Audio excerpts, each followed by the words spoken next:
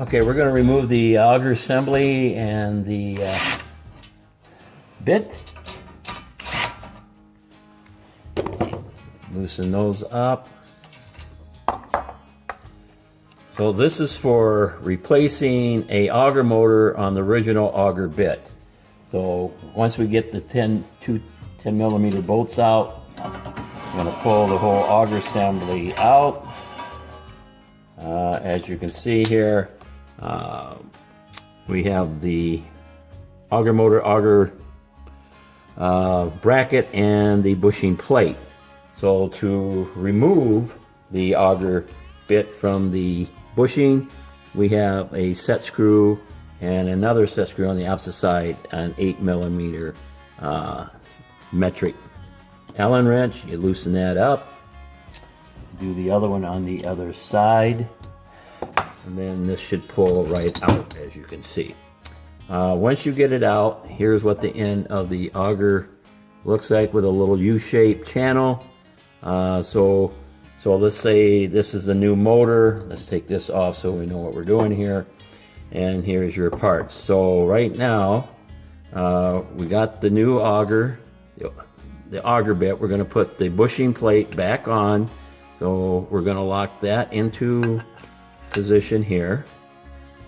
Remember, when you do this, the flat part of the plate is going to go against to the assembly of the bracket. So what we're going to do is put this on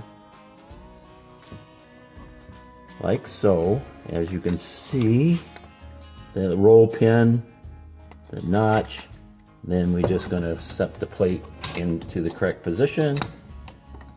And then if you just turn this before you tighten the set screw, it locks in position. And now at this point, we're going to tighten down the set screws. They only get snug. But I might have forgot to show you. There's a groove in the slot here on this auger bit shaft. That slot is where that set screw is going to fit into. Not tight, just enough to touch it, and that's it when you do that. So basically, you get it in. You can just turn it till the bit pops in. There we go. Then you can hold it just like that up in the air. Just tighten the set screws down. You're ready to put the assembly back together. Remember, the auger motors, the motor part is down, and we just put it right in there.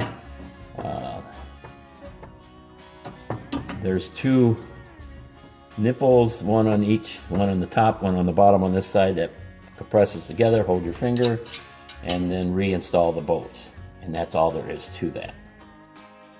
15 pounds of torque, and lock that up, and that is it. That's the end of the assembly. You can check in here, make this tight. We're all good to go.